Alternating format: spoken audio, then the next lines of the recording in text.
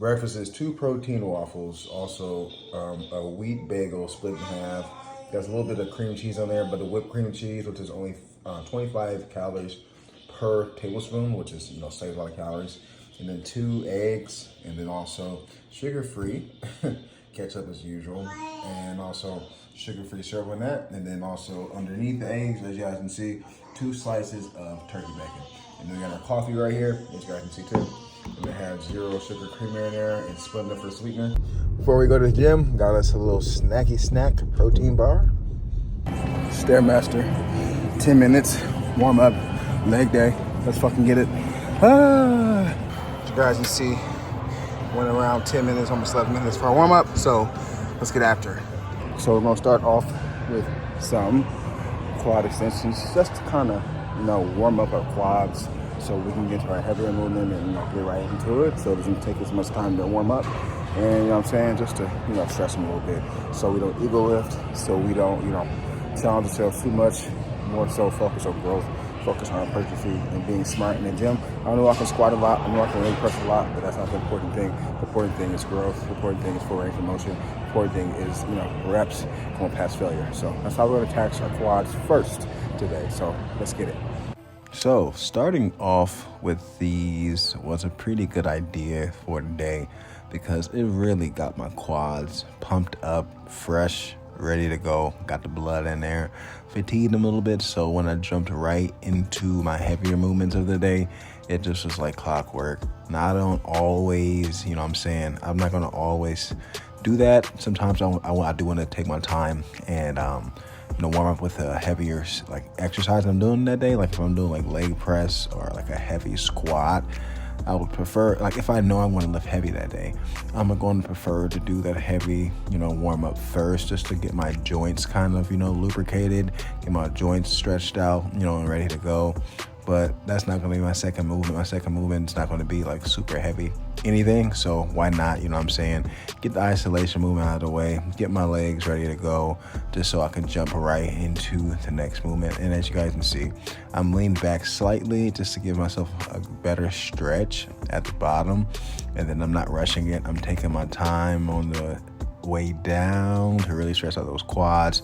And, quad extensions are pretty good exercise for your quads. It's a great finisher, or it's a great exercise, as you guys know, to get it started with your day. And it's quad focused too. If I was doing, a hamstring focused day, I might start with a seated hamstring curl, or I might start with a lying hamstring curl to kind of activate and wake up our hamstrings, kind of similar to this if I know I wasn't going to do something super duper heavy.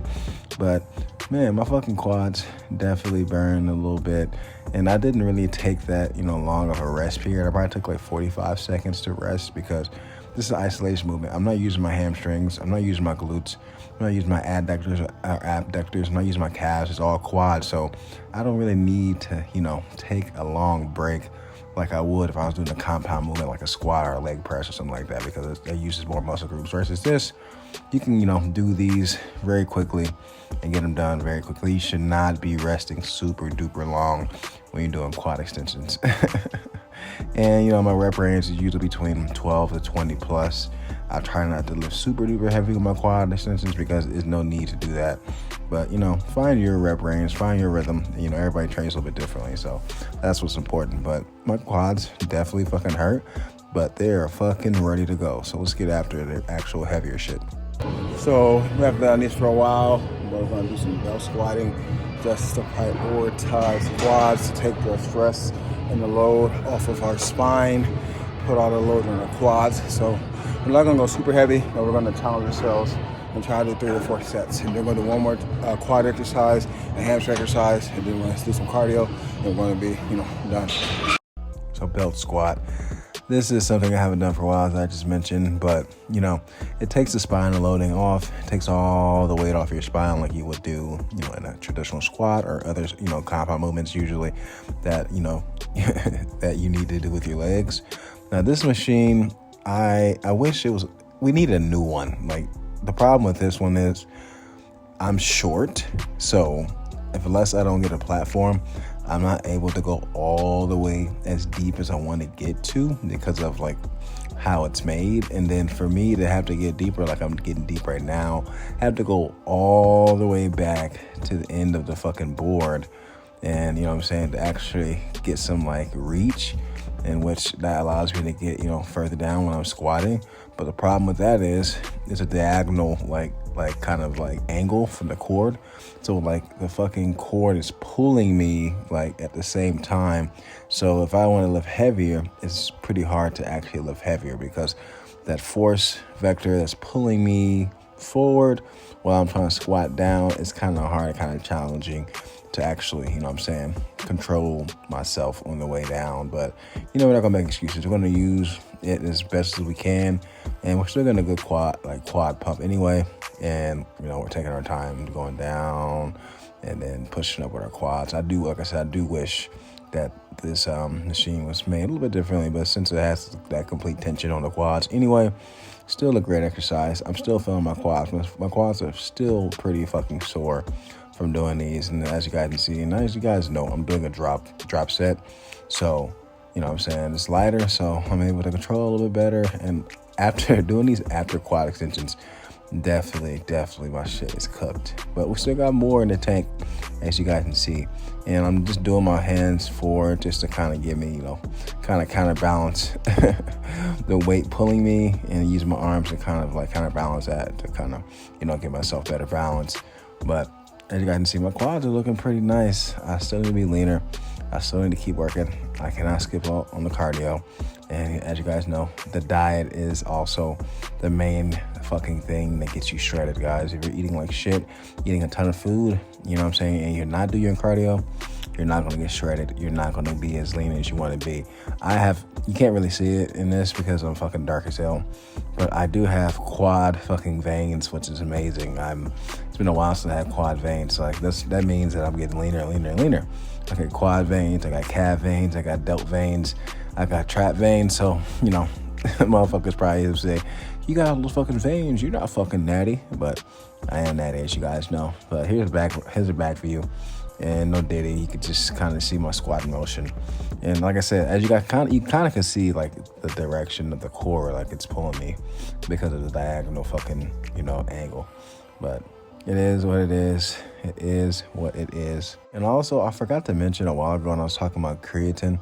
If you guys take creatine, then you already know this. But for people who don't take creatine or think about taking creatine, the scale may be a little bit off for you, just because creatine does give you water weight, which the water, like I've always said, goes into your muscles and makes your muscles bigger, makes them stronger, makes them harder, makes you, you know, be able to lift more weight and lift longer.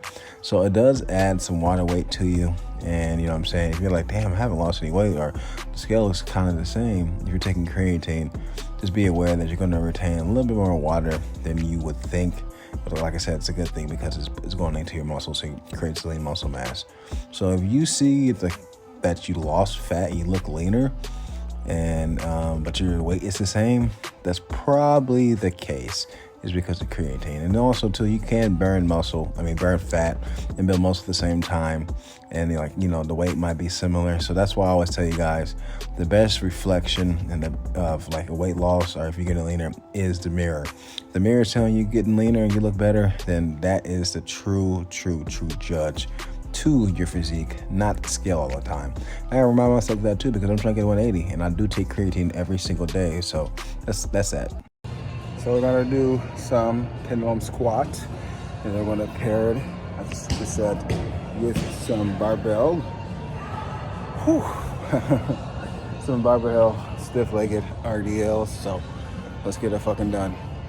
Hello, darkness, my old friend. No, I'm just kidding. I love this exercise, but doing this after doing those two other quad exercises, I will say my shit is pretty cooked. But if we want bigger quads, if we want to have, be the quad father, we got to do what we got to do. We got to work fucking hard. We got to have, great range of motion and go to failure. And we can't be a fucking pussy. Can't be a fucking bitch. You can't complain.